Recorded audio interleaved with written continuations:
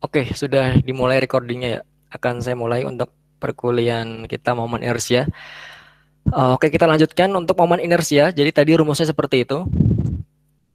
Eh, oke, jadi ini karena saya menghadap langsung ke layar. Kalau misalnya ada pertanyaan atau yang perlu disampaikan nanti bisa open microphone aja ya. Jadi saya tidak bisa melihat kolom chat yang ada di Google Meet. Jadi saya hanya bisa melihat layar PowerPoint.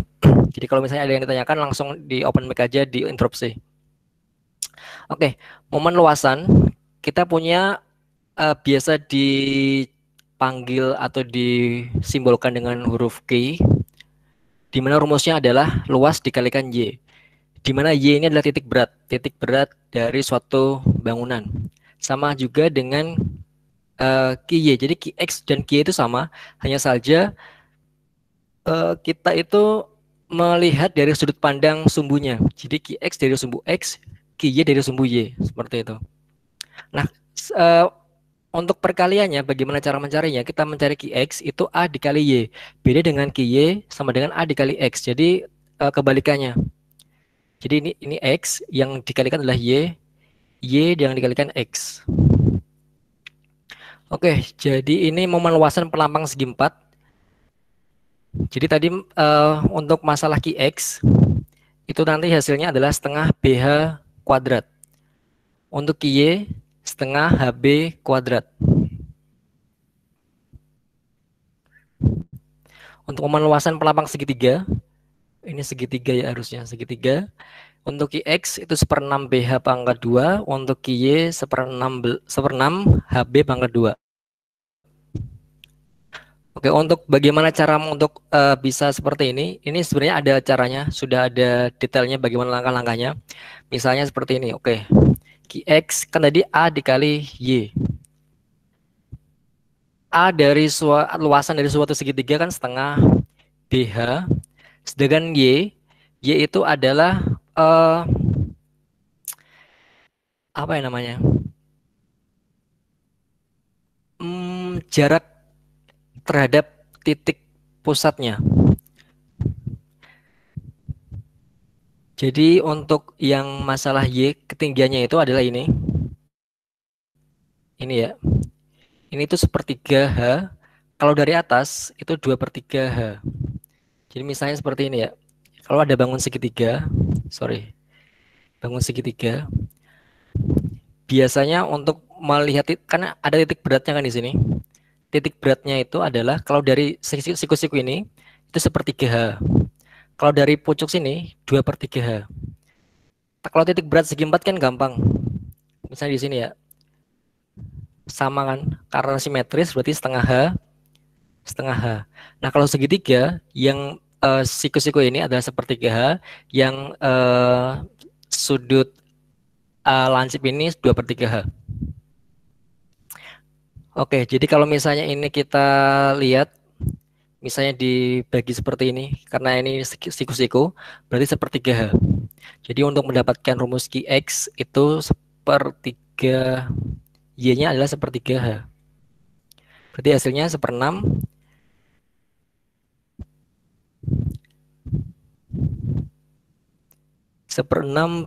BH pangkat 2. Sorry, 1/6 BH pangkat 2. Oke, hasilnya seperti ini. Oke, untuk QY caranya juga sama. Hasilnya seperti itu. Oke, titik berat pelampang komposit caranya juga sama sebenarnya, tapi mungkin lebih kompleks. Oke, nanti untuk lebih jelasnya kita masuk ke contoh soalnya saja nanti.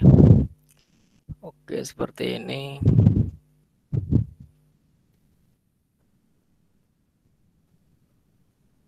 Oke, kita masuk ke contoh soalnya saja. Misalnya seperti ini. Jadi contoh sebuah penampang komposit T, luasnya A, seperti tergambar, tentukan letak titik beratnya. Kan kalau misalnya titik berat dari segi 4 kan gampang. Udah, karena kalau ini misalnya sisinya H, titik beratnya adalah setengah H. Tapi kalau misalnya penampang T seperti ini kan gabungan antara dua bangun. Sehingga bangunan ini akan mendapatkan titik-titik berat yang sesuai dengan dimensinya. Jadi misalnya kita pengen menentukan titik berat dari balok T ini kira-kira di mana sih pusatnya itu? Apakah di sini? Apakah di sini? Apakah di sini? Seperti itu. Nah, caranya itu sama seperti yang kita jelaskan tadi ya. Jadi kita punya momen sama dengan A dikali Y. Jadi ini rumus rumus apa ya istilahnya, rumus umum yang harus digunakan. Nah, untuk mudahnya teman-teman nanti bisa menggunakan sistemnya itu mengerjakan seperti tabel perhitungan, tabel Excel seperti itu. Jadi kita melihat di sini tabel momen luasan. Oke. Jadi untuk bangun yang pertama ini yang seperti ini, bangun yang ini ya, A1, yang A2 itu yang vertikal. Kita lihat ada bagian A1 dan A2. Untuk luas dari A1 adalah 20 dikali berapa nih? 20 tambah 40, 60, 80. Berarti kan ini dimensi di kesini 80 ya. Berarti 80 dikali 20. 1600. Oke ya. Kemudian A2. A2 adalah yang vertikal ini. Yang vertikal ini adalah 40 dikali 60. 40 dikali 60. 2400. Oke. Nah, sekarang kita pengen mencari Y. Titik beratnya. Titik beratnya. Oke. Jadi untuk A1, jadi ini kita misalnya melihatnya dari atas ya. Dari bawah. Dari bawah. Jadi misalnya kita ada di sini. Jadi kayak mata kita ada di sini. Oke, kita melihatnya dari sini. Jadi nanti semua perhitungannya harus dari bawah semua. Jadi misalnya kita mencari titik berat untuk A1. Titik beratnya dari paling bawah sini berarti. Nah, titik berat A1 ini adalah kan untuk bangun ini kan titik beratnya di sini. Dimensi setengah ini adalah setengah dari 20. 10. Kemudian kita tarik ke bawah. Berarti dimensinya adalah 70. Karena 10 tambah 60, 70. Oke, kemudian kita pilih A2. A2 titik beratnya di sini. Karena ini sudah di bawah, maka titik beratnya adalah setengah dari 60 langsung. 30. Seperti itu. Nah, kemudian langsung dikalikan. Karena ini sudah ada A, sudah ada Y. Kemudian kita kalikan. A1 kali Y1 sama dengan 112.000. A2 dikali Y2 sama dengan 72.000. Totalnya seperti ini. Sehingga titik beratnya, titik berat Y, titik beratnya itu adalah 184.000 dibagi 4.000. Itu 46. Jadi jarak antara Y sini adalah ini 46. Dari bawah. Karena tadi kita lihatnya dari bawah. Oke, ini dari atas ya.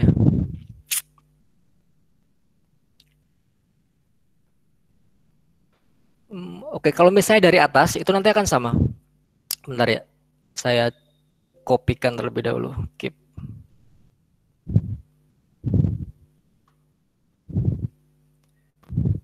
Oke. Oke, kita masuk case yang kedua misalnya ya. Case yang kedua, kita lihatnya dari atas, mata kita di atas. Oke, kita bikin tabel juga sama bagiannya. Bagian A1, A2, kemudian luasnya, karena luasnya itu sama berarti 1600, 2400. Nah, yang berbeda adalah nanti Y-nya. Y. Luas itu A. Nanti ini A1 dikali Y1. Oke, ini kita dari atas ya. Karena ini kita dari bawah tadi. Oke, kalau dari atas berarti A1-nya adalah dari atas berarti setengah dari 20. Berarti 10. Kemudian A2-nya kan di sini titik berat dari A2 adalah 3,5 dari 60, 30 ditambah 20.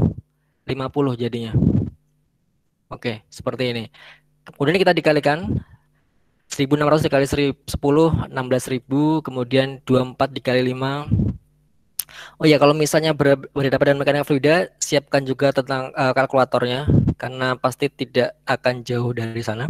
2400 dikali 50 sama dengan 120.000. Oke, kita tambah 120.000 tambah 16.000 adalah 136.000. Luasnya sama berarti luasnya 4.000. Sehingga kalau dari atas Y dari atas ya, dari atas kita cek coba ya 4.000. Jadi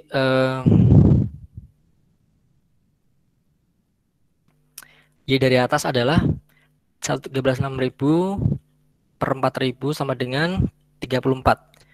Oke, kalau Y dari bawah tadi berapa? Y dari bawah tadi adalah 46. Nah, untuk ngeceknya kita cek dimensinya. Jadi dimensi total ini adalah 80. Seharusnya total dari Y atas tambah Y bawah juga 80. 4 tambah 6, 10. Oke, pas. Berarti perhitungan kita untuk menentukan titik berat dari balok T ini sudah benar. Jadi dari atas jaraknya adalah 34. Dari bawah 46. Nah, kalau kita pengen mencari X itu juga sama. X dari kiri, X dari kanan. Cara perhitungannya sama, tapi karena ini simetris, lebih gampang.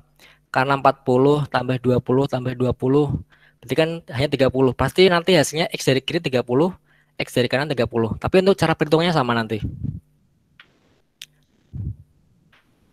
Oke, seperti itu. Ini juga masih sama sebenarnya. Nah, oke. Kita coba yang bagian ini ya. Kita mencari titik berat dari penampang ini. Caranya sama. Yang pertama kita bikin simbol terlebih dahulu. Ini bangun satu misalnya. Ini bangun 1 A1, ini A2, ini A3, A4. Jadi langkah pertama adalah pecah bangun yang entah apa itu bentuknya menjadi bangun-bangun yang gampang dikenali, yaitu segi 4, segitiga, lingkaran, segi 4, segitiga, lingkaran. Seperti itu. Oke, bagiannya udah ini ya A1, A2, A3, A4. Luasnya gampang ya, luas segitiga setengah 30 kali 45 dapatnya sekian. Luas A2 itu sama 10 dikali 45, 450. A3 luasnya juga sama. A4 adalah 20 dikali sekian, 70.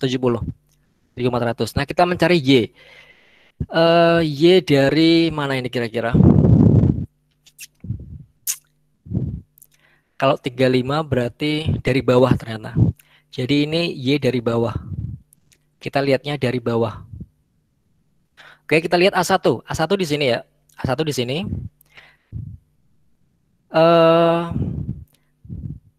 Jadi kita pengen nyari pusat dari A1 ini adalah berapa kira-kira? Karena ini adalah siku-siku di sini. Berarti sepertiga 45 ditambah 20. Hasilnya adalah 35. Jadi ingat ya untuk segitiga, jadi seperti ini. Kalau misalnya jadi siku-siku, kalau misalnya dari siku-siku itu sepertiga H. Kalau di sana berarti 2/3-nya. Titik beratnya. Oke, jadi untuk A1 sepertiga dikalikan 45 ditambah 20. Untuk A2 karena ini segi 4 berarti 45 dibagi 2 ditambah 20. Hasilnya 42,5. Oke, untuk yang segi A3 itu nilainya juga sama 35. A4 karena dari bawah pusat beratnya adalah setengah dari 20, segi 4, 10. Oke, dikalikan dikali ditambah hasilnya adalah 25. Ini dari bawah. Nah, kalau dari atas pasti hasilnya akan seperti ini. Ini dari bawah, dari atas. Kemudian kalau dicek hasilnya harus berapa ini? 5, 6, 65. Harus 65 ini. Total ini harus 65 untuk bisa oke. Kalau misalnya mencari sumbu X, sebenarnya kan ini kan simetris. Gampang kan seharusnya. Nanti hasilnya harus 35, harus 35. Nah, tapi kalau kita diminta untuk membuat perhitungan berdasarkan momen luasan, seperti ini caranya. Ini bagian 1. Oh, sorry, bagian 1, 2, 3, 4 sama.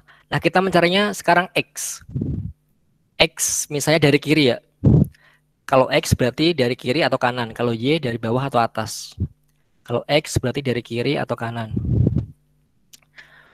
Kita mencari dari mana kira-kira ya? Kiri aja deh, kiri. Oke.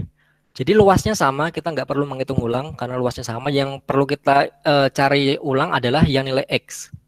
Oke, A1 di sini kita punya 30 dimensinya karena dari kiri ini berarti kan dari sudut ini. Berarti 2/3 dikali 30. Berarti 20. Hasilnya 20.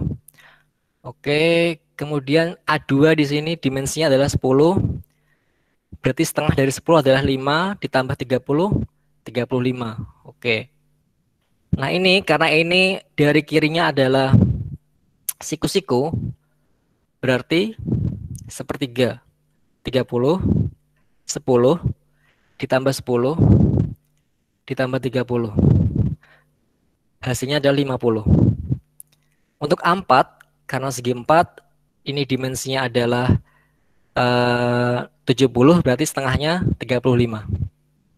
Seperti ini. Udah dikalikan sama caranya. A1 dikali X1. Ini X berarti A1 dikali X1. Ini dikali A1 dikali X1. A1 dikali X1 dan seterusnya.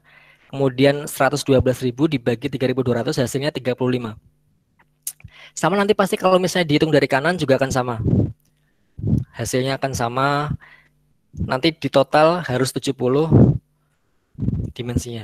Dan ini sudah sama 70. Oke, jadi untuk selanjutnya sebenarnya sama ya. Itu untuk titik berat. Oke, dari titik berat X, Y. Jadi caranya seperti itu. Untuk menghitung titik berat, kita pengen tahu di mana sih titik berat suatu penampang. Jadi kalau misalnya nanti dikasih penampang yang rumit, seperti itu misalnya penampang yang aneh-aneh, tinggal dipecah terlebih dahulu ke banyak ke banyak bangun, segitiga, segi empat, segitiga, segi empat, dan seterusnya. Oke, jadi seperti itu untuk titik berat. Sebelum kita masuk ke momen inersia, ada yang ditanyakan nggak titik beratnya? Jadi harusnya nggak terlalu bermasalah ya.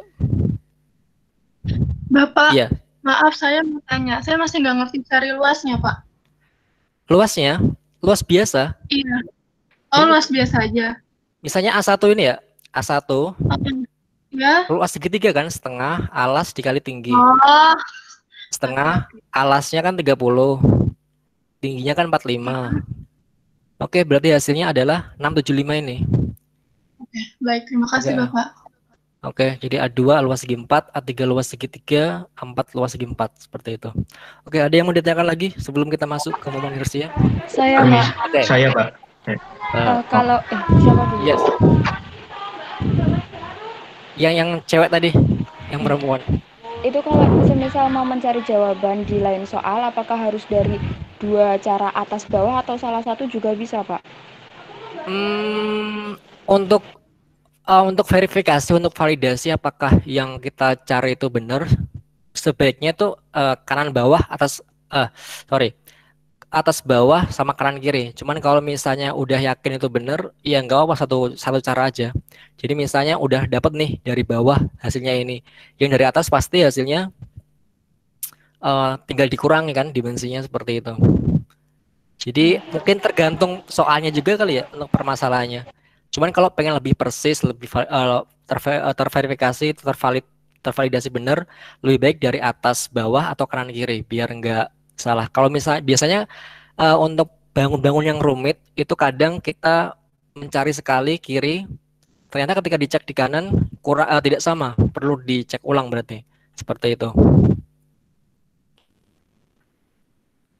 Ya, Oke, baik, Pak. Terima kasih. oke, tadi yang cowok. Assalamualaikum Mbak. Waalaikumsalam. Gimana? Untuk kayak sistem pengerjaan, misalkan kalau ulangan harus seperti ini, apa boleh pakai yang X0 sama dengan A1 dikali X1 plus A2 dikali X2 per A1 plus A2 gitu? Apa harus stabil? Oh, maksudnya yang hitungan yang kayak seperti Hitungan ini kan? kayak rata-rata gitu, ya. Seperti ini. Ya sebenarnya itu ini ya pasti masing-masing mahasiswa punya ini punya apa namanya preferensi lebih enak mengerjakan dengan cara ini seperti itu. Tapi kalau misalnya jadi tergantung kalian saja pengennya seperti apa. Kalau misalnya lebih cepat pakai tabel, mungkin lebih enak pakai tabel, ya udah pakai tabel aja seperti itu. Tapi kalau misalnya lebih enak pakai yang seperti ini tadi, ya nggak masalah kan sebenarnya intinya sama. Jadi kalau tabel kan lebih enak, lebih gampang untuk visualisasinya sebenarnya. Tapi kalau misalnya pengennya pakai rumus yang A1 dikali Y1, A2 dikali Y2 dan seterusnya bla bla bla sampai per Y per A seperti itu, ya nggak masalah. Oke, Pak. Terima kasih. Oke. Oke, yang lain ada? Pak mau tanya, Yes. yang mencari dari sumbu X itu tadi loh Pak, itu Iya. kok ditambah 10 itu dari mana ya Pak? Yang mana ya ditambah 10? Yang sumbu X Yang ini bangun 4. kan, iya, itu 10-nya apa, Pak? Yang 4 ini kan segi 4 panjang ini kan? Iya, Berarti kan 30 tambah 10 tambah 30. Jadi dimensinya itu ini loh. 30 tambah 10 tambah 30 berarti kan 70. Kan berarti setengahnya kan berarti 35. Jadi ini untuk oh, ya ini dimensi ini aja yang kotak kecil di atasnya itu. Tapi kalau A4 itu dimensinya semuanya yang ini. Ya. yang bangun A3 itu tuh Pak, kan sepertiga dikali 30, terus ditambah 10-nya itu 10 yang mana Pak? Oh, ini kan A3 kan? Kan kita semuanya tadi yang sumbu X dari kiri semua kan lihatnya. Dari Iya, kiri. Berarti kan untuk melihat ini titik pusat di sini kan berarti kan sepertiga kali 30, iya kan? Ditambah 10 ke sana, kan harus ke kiri semua. Ditambah 30 lagi oh iya, sampai pojok sini, pojok kiri ini. oh iya, ya, makasih Pak. Oke. Oke, yang lain ada? Oke, kalau nggak ada kita lanjut ke yang bagian momen inersia. Jadi momen inersia ini biasa kita kenal kalau misalnya kita punya massa dan rumus ini ya biasanya yang biasa kita familiar. Tapi untuk di mekanika fluida itu tergantung dengan bangunnya. Biasanya kita ada jari-jari girasi dan lain sebagainya. Cuman untuk rumusnya itu pasti berdasarkan dari integral rumus yang tadi itu. Cuman kita nanti nggak akan bahas masalah itu lebih panjang, tapi kita langsung masuk ke rumus jadinya aja seperti itu. Oke.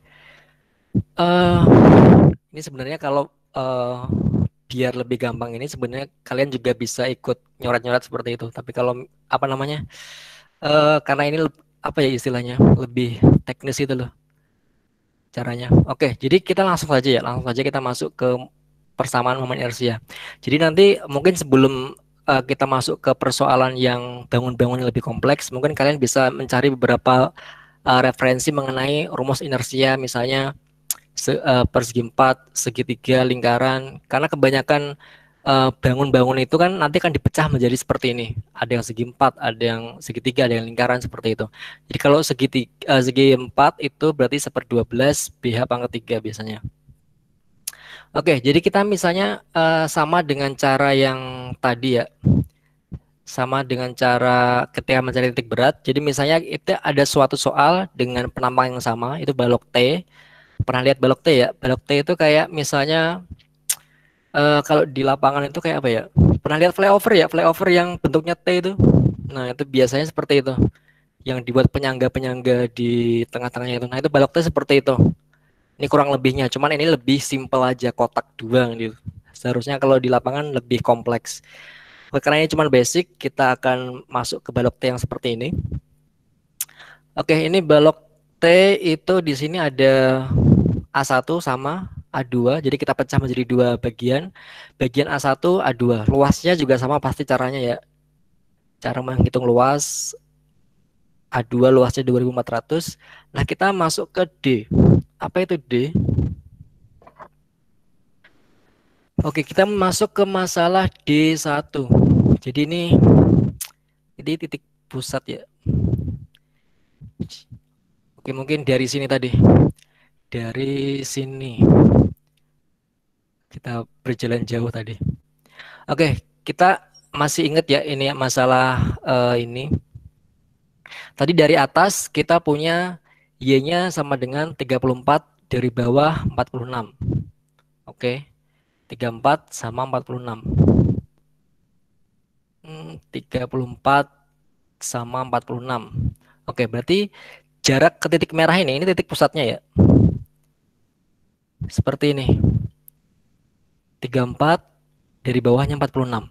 Nah, kita mencari yang D. D itu adalah jarak antara pusat benda, pusat bagian dengan titik pusatnya, titik pusat keseluruhan. Jadi misalnya titik pusat A1 kan di sini. Ya kan? Nah, di sini ini adalah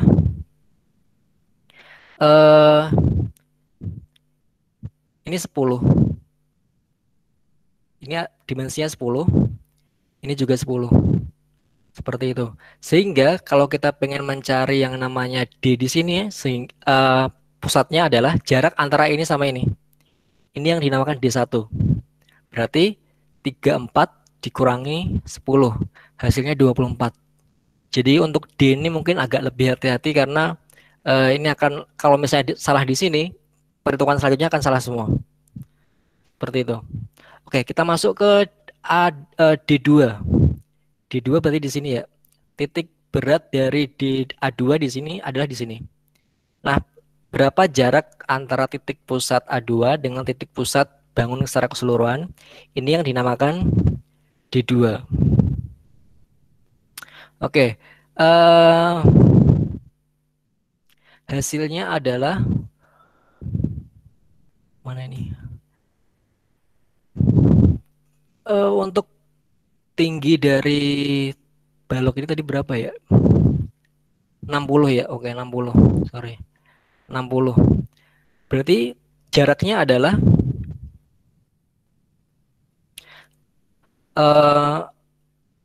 coba saya cek dengan kalkulator terlebih dahulu. Harusnya hasilnya 16.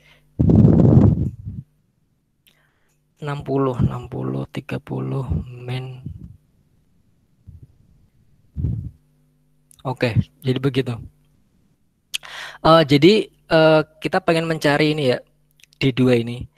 Jadi caranya adalah kita udah tahu ini setengahnya ini. Setengahnya ini adalah 30. Ya kan? 30.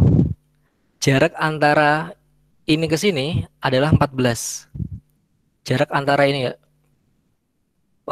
tepi A1 sampai ke pusat ini adalah 14. Sehingga hasilnya adalah D2 ini, 16 hasilnya. Seperti itu. Nah, kemudian kita masuk ke tabel AD kuadrat. Jadi sebenarnya tinggal dikalikan sih. Mungkin ini karena tampilan Excel sebenarnya adalah luas dikalikan D pangkat 2. Jadi 1600 dikalikan 24 pangkat 2. Ini pangkat ya, AD kuadrat. Kemudian ini juga sama, 2400 dikalikan 16 pangkat 2. Nah, kemudian kita masuk ke momen inersianya. Momen inersia ini adalah IX per bidang terlebih dahulu. Oke, IX-nya adalah 1/12 BH pangkat 3. 1/12 B 40 tambah 40 80 dikali 20 dikali 20 dikali 20. Oke, jadi IX ini 1/12 BH pangkat 3. Jadi kalau A1 berarti 1/12 dikalikan B-nya adalah 80. 1/12 dikalikan 80 dikali H pangkat 3. H-nya adalah 20. 20 pangkat 3. Kemudian A2 itu juga sama, 1/12, sorry. 1/12, B-nya adalah 40. H-nya adalah 60. 60 pangkat 3. Hasilnya akan seperti ini. Nah, untuk IX ini adalah rumusnya tinggal ditambah sih. IX aksen plus AD kuadrat. Jadi tabel ini ditambah ini sama dengan ini. Kemudian kolom IX ini ditambah AD kuadrat sama dengan ini. Untuk totalnya seperti ini. Jadi momen inersia dari sumbu X itu hasilnya adalah sekian. Oke. Nah, kemudian kita pengen mencari tabel momen inersia yang Y. Jadi ini momen inersia terhadap sumbu X, ini terhadap sumbu Y. Jadi luasnya sama, 1600, 2400. Kemudian kita mencari D. Oke, karena ini simetris, ya, karena ini kiri kanan pasti X-nya 35, 35. Kita mencari jarak pusat A1 terhadap pusat benda terhadap X. Kan sama ini. Nggak ada selisihnya. Sehingga D-nya adalah 35 dikurangi 35. Hasilnya 0. Itu pun sama dengan A2. 35 dikurangi 35. Hasilnya adalah 0. AD kuadrat 00. IY adalah 1/12. Sekarang ini jadi kalau misalnya dari sumbu Y, jadi gini, apa istilahnya, kayak dibalik gitu loh, dibalik bendanya. Jadi kalau ini adalah 1/12. Maaf, Yes. itu 35 atau 40 Pak? Saya bingung Pak. Kenapa? Itu yang bawahnya 35 atau 40 ya? Soalnya kan jumlahnya 80. Oh, sorry. Oh iya, 80. Oh ya. 40. Ya. 80 berarti ini adalah 40, sorry ya. Oke, thank you. 40. Berarti hasilnya 40 dikurangi 40, 0. 40 dikurangi 40, 0. Seperti itu.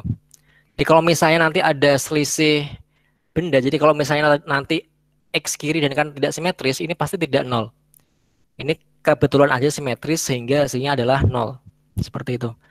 Jadi ini untuk IY 1/12 B pangkat 3 dikali H. Jadi kalau misalnya yang inersia X itu 1/12 BH pangkat 3, kemudian yang 1/12 adalah B pangkat 3 dikali H.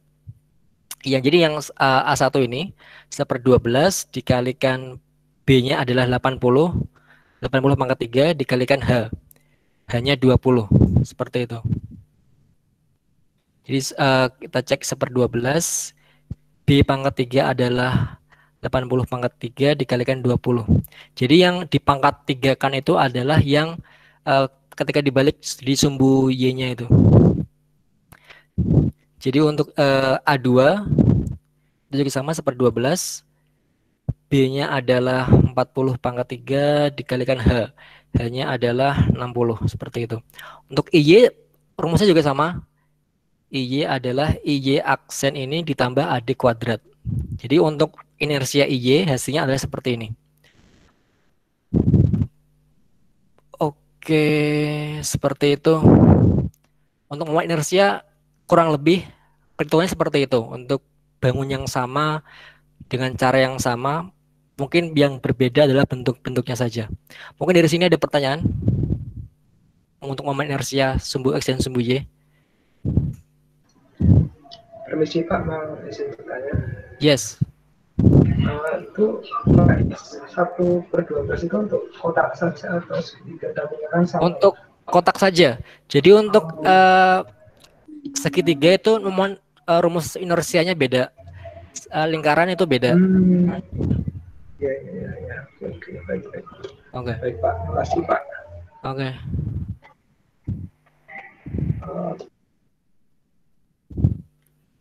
Oke, ada yang lain?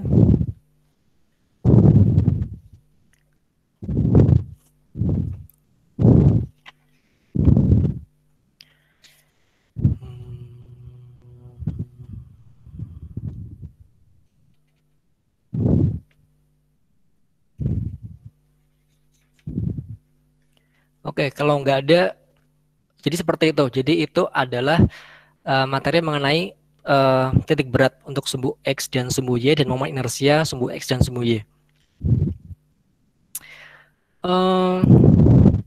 Mungkin ini tidak akan saya bahas langsung pada pertemuan kali ini. Nanti akan saya bagikan record bagaimana cara menghitung ini. Jadi misalnya ada plat dengan bentuk campuran, yaitu gabungan bujur sangkar dan segitiga, plat terendam dengan posisi vertikal dalam air sehingga puncak segitiga A berada pada permukaan air. Hitung tekanan total dalam pusat tekanan. Oke, jadi nanti ini akan saya bagikan dalam bentuk record video ke YouTube seperti kemarin, jadi nanti bisa dipelajari lagi di luar perkuliahan sinkron pada hari ini. Untuk stepsnya sebenarnya sudah saya jelaskan di sini, cuma nanti akan saya jelaskan lebih detail di video yang saya record nanti. Karena ini bentuknya akan seperti ini bentuknya. Oke, kita masuk ke subbab yang selanjutnya, yaitu keseimbangan benda terapung. Benda terapung itu yang tadi sudah saya sebutkan contohnya ya. Pasti teman-teman juga sudah pada bisa membayangkan bagaimana sih benda terapung itu. Oke, jadi benda terapung itu ada hubungannya dengan hukum Archimedes. Pasti masih hafal ya apa itu hukum Archimedes.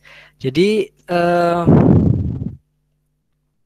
kita punya banyak sekali simbol di sini, cuma nanti kita lebih banyaknya itu pakai seperti simbol F itu sebagai gaya, kemudian H itu sebagai tinggi, A sebagai luas, V sebagai volume, gamma sebagai berat jenis. Mungkin simbol-simbol ini mungkin beberapa sudah familiar ketika di bangku sekolah. Mungkin untuk selanjutnya bisa menambah beberapa parameter simbol untuk referensi ketika di mata kuliah mekanika fluida.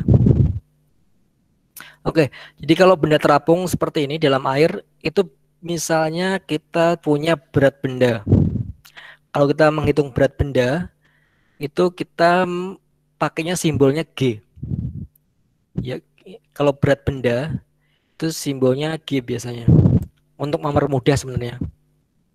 Kalau misalnya gaya apung, kita pakainya B. G dan B. Biar lebih bisa membayangkan. Kalau misalnya B berarti waktu basah, berarti gaya apungnya. Kalau G berarti bendanya.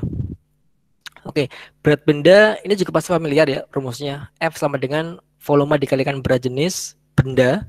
Kalau gaya apung itu adalah volume air dikalikan gamma air. Nah, biasanya kalau terapung itu besar dari berat benda ini akan sama dengan gaya apung. Jadi Fg sama dengan Fb. Oke, jadi kalau misalnya diuraikan kembali, Fb di sini adalah volume Fg di sini adalah volume benda dikali gamma benda. Fb adalah volume air dikali gamma air, sehingga gamma B itu adalah volume air per volume benda dikalikan gamma air. Sehingga kesimpulannya di sini adalah gamma benda itu pasti lebih kecil daripada gamma air. Jadi misalnya gamma air kan biasanya 1000. Nah, berarti gamma bendanya ini pasti di bawah ini. Mungkin bisa 900, bisa 800, bisa 700 dan seterusnya. Seperti itu. Nah, kalau misalnya melayang, itu juga sebenarnya sama seperti ini. Nah, bedanya adalah gamma benda sama dengan gamma air. Jadi kalau terapung tadi, dia lebih kecil gamma bendanya sehingga bisa terapung. Kalau melayang berarti berat jenisnya itu sama. Berat jenis benda dengan berat jenis air.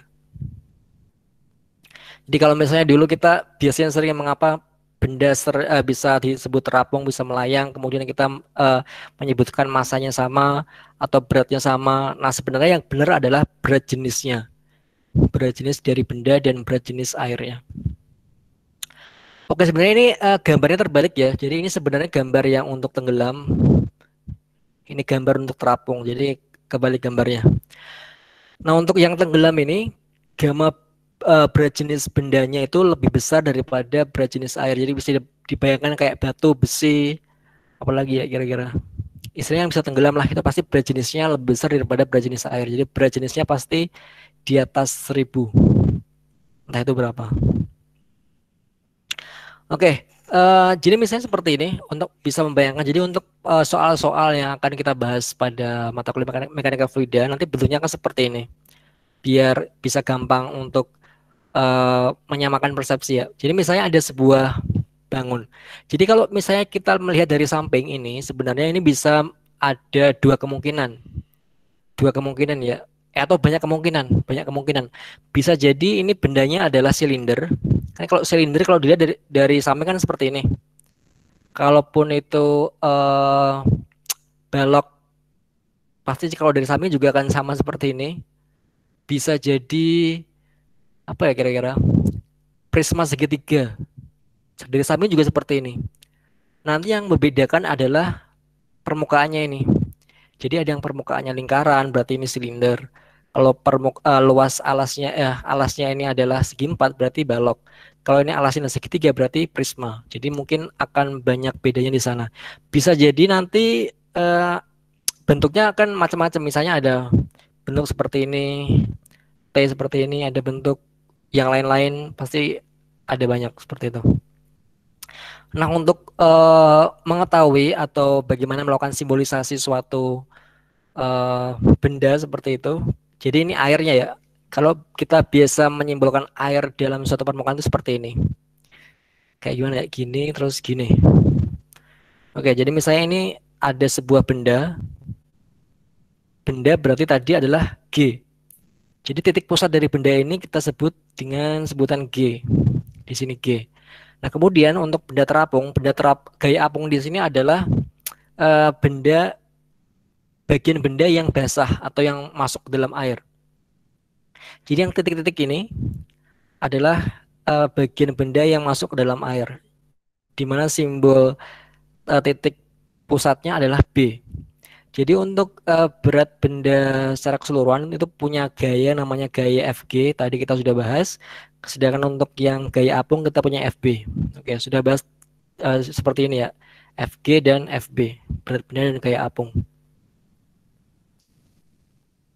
Oke, untuk selanjutnya ini sebenarnya adalah contoh-contoh soal. Sebenarnya bisa, ini sudah saya record, akan saya upload juga. Jadi mungkin tidak tidak saya jelaskan secara sinkron sekarang, tapi teman-teman bisa mempelajari ini secara asinkron. Jadi sebenarnya tidak terlalu sulit ya, tidak terlalu sulit karena rumus yang dipakai hanya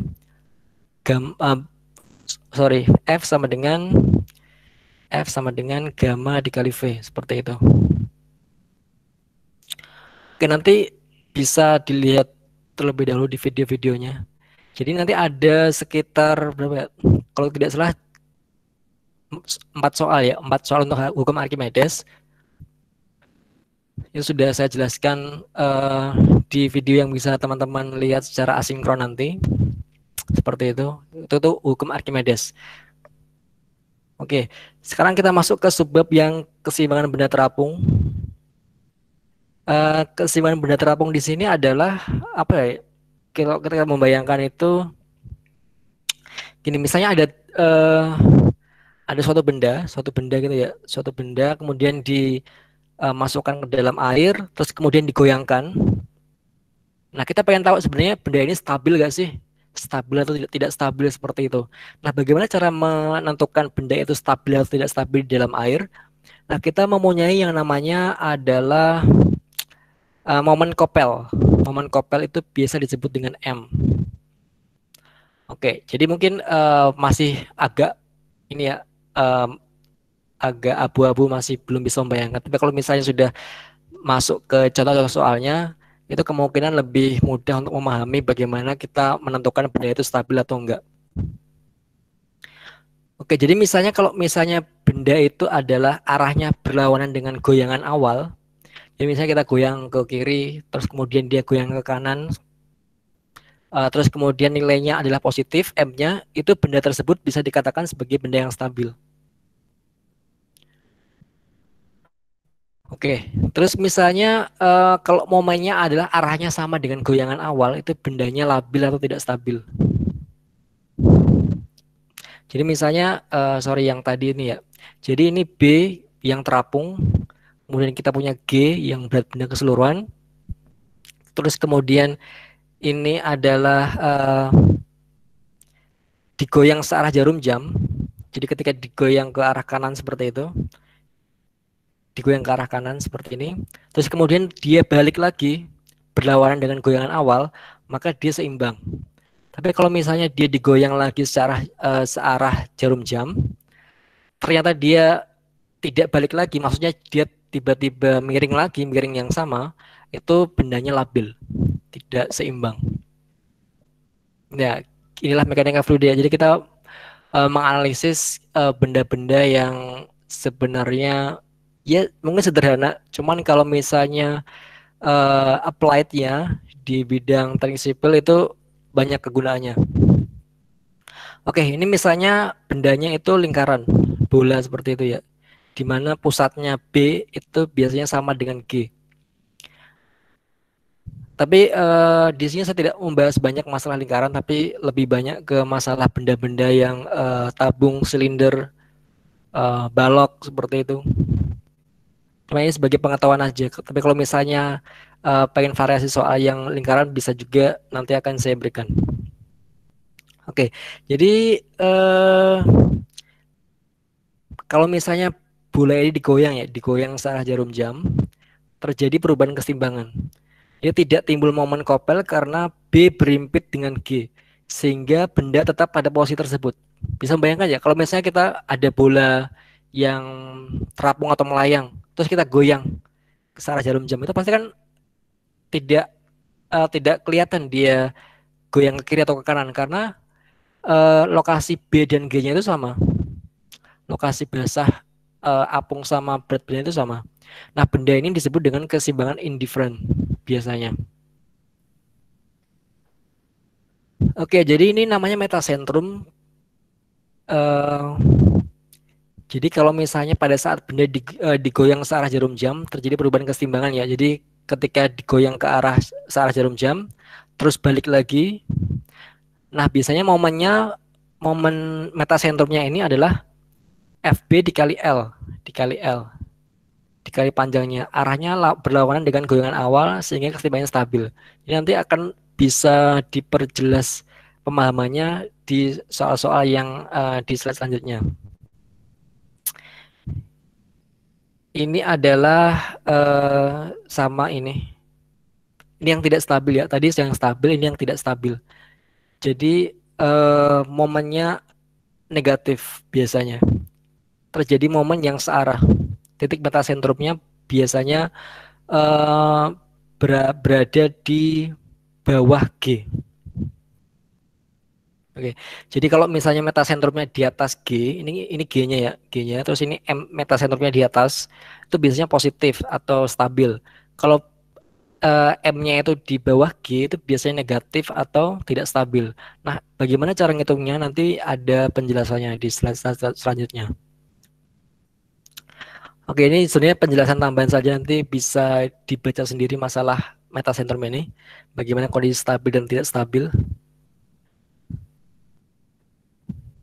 Kemudian untuk tinggi metasentrum itu rumusnya seperti ini. Jadi kita sebenarnya dalam sebuah benda ini kita tidak tahu sebenarnya metasentrum itu di mana. Jadi kita misalkan M-nya di sini, asumsi awal ya, asumsi awal di sini, sehingga biasanya rumusnya adalah kita pengen mencari jarak antara jarak GM ini. Kan kita pengen tahu jarak GM ini apakah positif atau negatif.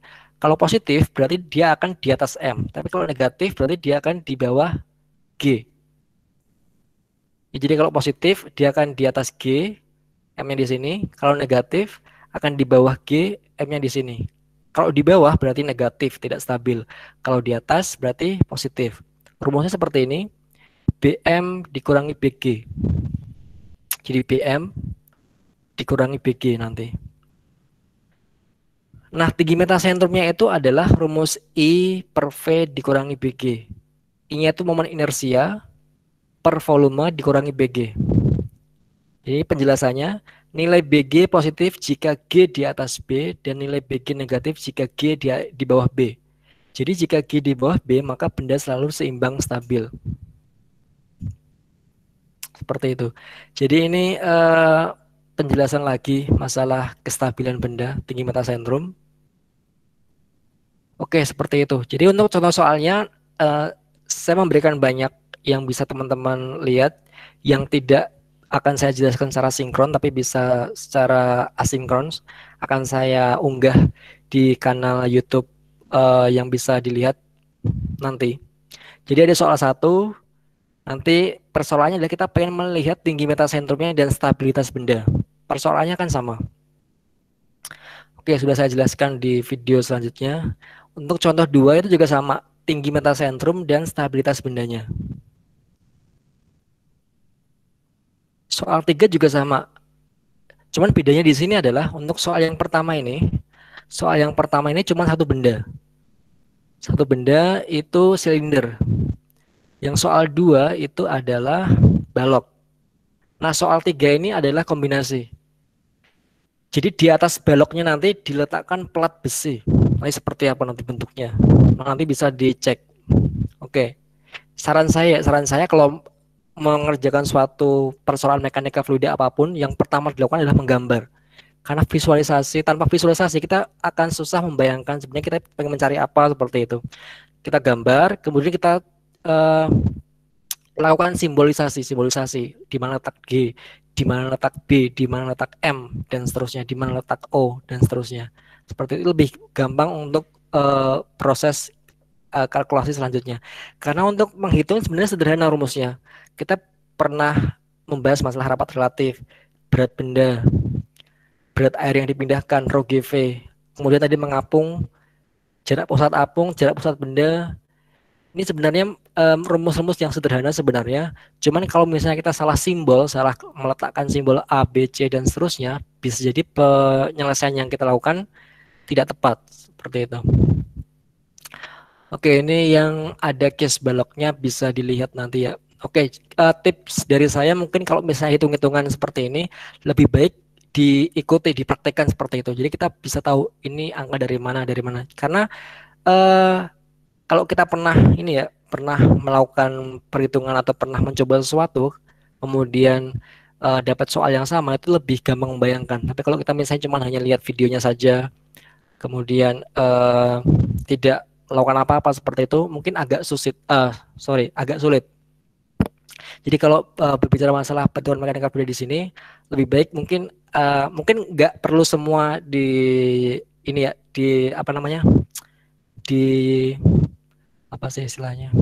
ditulis. Tapi kalau misalnya pengen semuanya juga gak masalah. Cuman kalau bisa minimal satu soal misalnya itu dikerjakanlah, atau misalnya contoh soal yang paling susah biasanya. Tapi lebih gampang kalau misalnya kita step by step dari soal yang paling mudah kemudian ke soal yang paling sulit seperti itu. Oke, jadi itu tadi untuk yang keseimbangan benda terapung ya. Ada 3 contoh soal, jadi contoh 1, contoh 2 itu mungkin lebih sederhana, contoh soal 3-nya itu yang lebih rumit sedikit. Oke, ini kita masuk ke pembahasan yang terakhir, zat cair dalam keseimbangan relatif. Zat cair dalam keseimbangan relatif itu adalah suatu tangki berisi zat cair yang mengalami percepatan atau perlambatan, dan zat cair dalam suatu silinder yang mengalami rotasi terhadap sumbu vertikal. Oke, jadi zat cair dalam keseimbangan relatif itu hanya terjadi pada dua bangun, yaitu silinder dan tangki. Tangki berarti seperti ini ya. Tangki itu bisa berbentuk silinder juga sebenarnya, tangki, tapi juga ada yang balok kalau nggak salah. Ya, tangki seperti ini. Jadi oke, saya ajak kalian untuk membayangkan. Jadi misalnya ada sebuah truk gitu ya, sebuah truk. Kemudian ini awalnya permukaan airnya datar seperti ini. Terus karena truknya dipercepat dalam sumbu X, itu kan biasanya kan ada goyangan kan di dalam. Nah, goyangnya kan seperti ini bentuknya kan jadi miring. Nah, bagian sini ini namanya adalah bagian belakang. Ini bagian muka.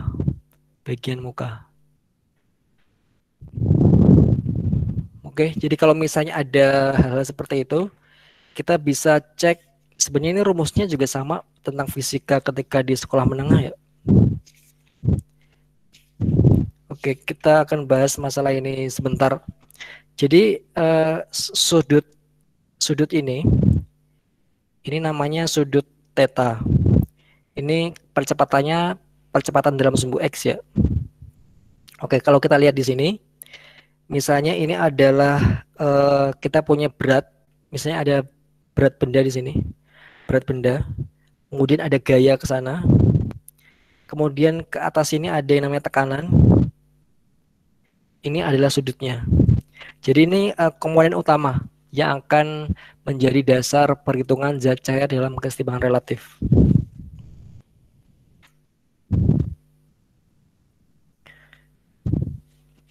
Oke, selanjutnya adalah masalah ini. Jadi akan saya jelaskan terlebih dahulu mengenai rumus-rumus ini ya. Oke, kalau kita berbicara masalah berat partikel zat cair itu adalah W. Oke, di sini ya. Oke, W berat partikel itu adalah massa dikali gravitasi.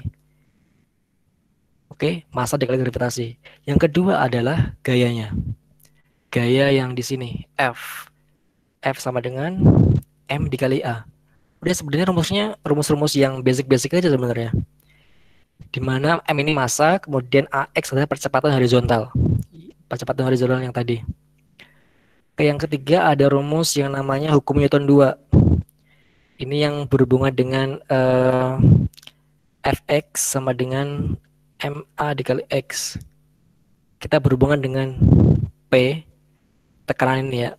Fx sama P sin theta sama dengan M dikali X.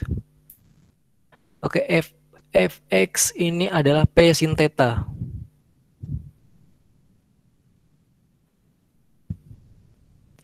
Oke. Jadi kalau misalnya kita pengen ke sini, kita mencari P, P-nya kan P sin theta di sini. Karena theta-nya di sini, P-nya di sini. Kayak gimana ya bisanya? Gini deh. Misalnya seperti ini. Ke sana P adalah P cos theta. Ini P sin theta. Seperti itu. P sin theta sama dengan M dikali AX. Karena percepatan adalah dalam arah horizontal, berarti AY-nya adalah 0. Ya kan? Karena tidak ada pergerakan ke atas. Jadi kalau misalnya truk gitu kan nggak mungkin percepatannya ke atas. Jadi AY-nya pasti 0.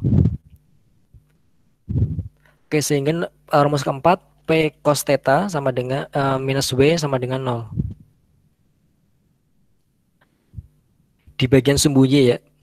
Jadi ini kan tadi ini sumbu X. Sorry, ini sumbu X. Ini sumbu Y. Sumbu Y adalah P cos theta minus W sama dengan 0. Di bagian sumbu Y kan ada cuman ada P cos theta sama W. Sehingga P cos theta sama dengan W. W adalah massa dikalikan gravitasi. Oke, kita punya rumus ini, rumus A, rumus B. Kita substitusi, digabungkan, dapatnya seperti apa? Jadi P sin theta per P cos theta sama dengan M dikalikan AX per M dikalikan G. Jadi kalau misalnya ini dicoret-coret, berarti kan tangan theta dengan X per G. Seperti ini. Jadi kalau misalnya kita pengen mencari berapa sih sebenarnya kemiringan derajat dari permukaan air yang miring ini, sebenarnya gampang. Tinggal cari percepatannya berapa, gravitasinya berapa. Kita dapat sudutnya nanti berapa. Jadi seperti itu kurang lebihnya untuk menjawab permasalahan dalam soal yang akan ada di ini gerakan relatif pada mekanika fluida ini. Zat cair dalam kesetimbangan relatif. Oke, seperti itu. Kita masuk ke tekanan hidrostatis. Tekanan hidrostatis ini sebenarnya sama. Jadi kalau kita pengen melakukan simbolisasi tekanan hidrostatis itu gambarnya seperti ini ya. Ada segitiga, terus gambarnya seperti ini, panah-panah seperti ini. Seperti itu. Jadi ini adalah H1. Jadi ketika udah miring ini namanya H1. Di sini yang bagian muka itu H2. Jadi paling belakang di sini H1, di sini H2. Nah, tekanan hidrostatisnya adalah P1 H1 dikali gamma. Untuk P2 di sini H2 dikalikan gamma. Ini tetanya masih sama ya, tetanya masih sama, percepatannya masih sama, AX seperti itu. Oke. Satu lagi ada prisma vertikal mengalami percepatan vertikal. Jadi ini ada sebuah bak kolam gitu ya. Terus kita punya benda seperti ini, misalnya apa ya? Kayak seperti tumbler atau tempat minum yang seperti tabung seperti itu. Jadi kalau misalnya kita kasih tekanan dari atas itu kan goyangnya ke atas bawah seperti itu. Nah, itu percepatannya vertikal. Jadi di sini kita punya yang namanya tekanan. Dia punya tekanan dari bawah. Kemudian dia punya berat ya di sini W, kemudian ke atasnya F. Ini ada luas permukaannya di sini A. Kemudian di sini tingginya adalah H. Oke, rumusnya sebenarnya basic juga sama. Untuk berat prismanya W sama dengan M dikali G, di mana M adalah rho dikali V dikali G, atau rho dikali H dikali A dikali G. Jadi massa adalah rho dikali volume, volume adalah luas dikalikan tinggi. Oke. Nah, yang kedua gaya karena percepatan. Rumusnya F sama dengan M dikali AY. Berarti sama rho HA dikali AY. Seperti itu. Kalau tekanan hidrostatis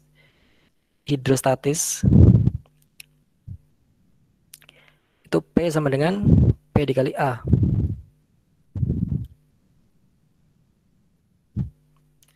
Kemudian kita punya yang namanya hukum Newton 2 ya, hukum Newton 2. Hukum Newton 2 untuk gaya-gaya vertikal yang bekerja. Hukum Newton 2 untuk gaya vertikal yang bekerja. Kita punya Fy sama dengan M dikali A, Y. F sama dengan tekanan dikali luas minus rho GHA. Kan seperti itu. Fy. Kan kita punya F. Kita punya W di sini. Berarti ini Fy sama dengan M dikali AY, P dikali A, tekanan, P di sini. Kemudian rho GHA sama dengan MA. Massa di sini adalah rho HA. Seperti ini ya, rho HA dikalikan percepatan vertikal. Sehingga tekanannya adalah rho HA AY plus rho GHA per A. Sehingga tekanannya adalah rho GH 1 plus AY per G. Atau tekanan sama dengan rho G adalah gamma dikalikan H 1 plus AY per G. Seperti itu. Kalau misalnya kita diminta mencari AY, berarti tinggal menentukan besaran-besaran parameter ini, variabel ini. Tinggal didapatkan nilai AY nanti berapa, seperti itu. Kalau ini miring ya, yang gerak miring ini sama sebenarnya tangkinya. Jadi ini sudutnya theta. Oke, ini theta, ini AX, AY. Ini percepatannya.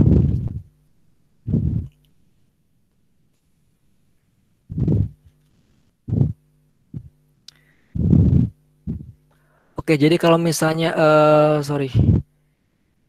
dibuat seperti yang tadi, seperti yang ini, seperti yang benda ini, maka rumusnya akan seperti ini. Oke, biar lebih jelas seperti ini gimana ya? Oke, coba di sini. Jadi misalnya ini kemiringannya, terus ini ada segi 4 seperti itu. Terus ini ada F. Kalau diproyeksikan ini ada Fx. Ini ada Fy. Dan ada W. Ke atas sana ada P. Kemudian di sini adalah tetanya. Ini permukaan air ya, seperti ini. Oke.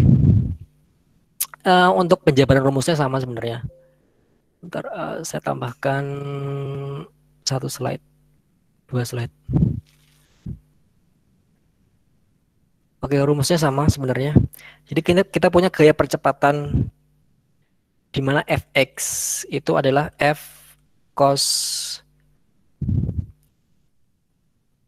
Oke, ini tuh ada sudut lagi, namanya sudut apa ya istilahnya ini? Mu aja, mu. Ini namanya sudut mu di sini. Jadi fx itu f cos mu itu sama dengan m dikali ax. Untuk fy itu ada f sin mu itu m dikali ay. Kemudian dengan hukum Newton 2, oke, kita punya fy sama dengan m dikali ay, di mana fy ini adalah p sin theta. M dikali ay. Seperti itu. Nah, kemudian dengan hukum Newton 2 yang secara vertikal, ini horizontal ya. Ini horizontal berarti x, berarti ini ax, sorry. Dengan cara yang sama, ini yang bagian vertikal. Ini fx berarti ya, fx. Fy sama dengan m dikali ay, di mana p cos theta min m kali g itu minus w-nya sama dengan m dikali ay. P cos theta sama dengan mg plus may. Nah, kemudian dari persamaan ini, persamaan yang ini ya, persamaan 1 dan persamaan 2 itu akan digabungkan menjadi hasil akhirnya P sin theta per P cos theta sama dengan MAX per MG plus MAY. Dicoret-coret tangan theta sama dengan AX G plus AY. Jadi rumus umumnya seperti ini. Rumus umum ketika mencari benda yang tadi miring seperti ini. Rumus umumnya seperti itu. Kalau misalnya kita mencari benda yang dicelupkan dalam suatu bak secara vertikal, rumus umumnya akan seperti ini. Kemudian case yang tadi, yang suatu bak terus dikasih air atau tangga dikasih air, kemudian ada percepatan dalam sumbu horizontal, rumus umumnya akan menjadi seperti ini. Oke, seperti itu.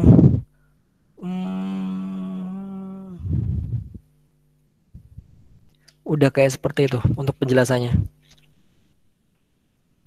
Oke, untuk contoh-contoh soal pada yang zat saya dalam kesetimbangan relatif, ini saya udah ada beberapa yang sudah saya record juga videonya, yang bisa teman-teman buka secara asinkron.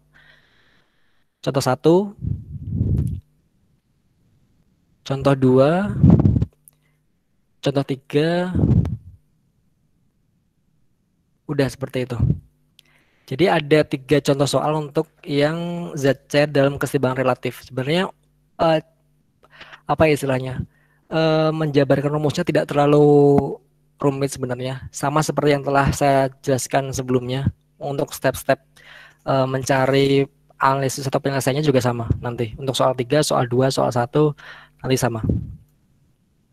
Baik teman-teman, mungkin itu yang bisa saya sampaikan mengenai perkuliahan hari ini.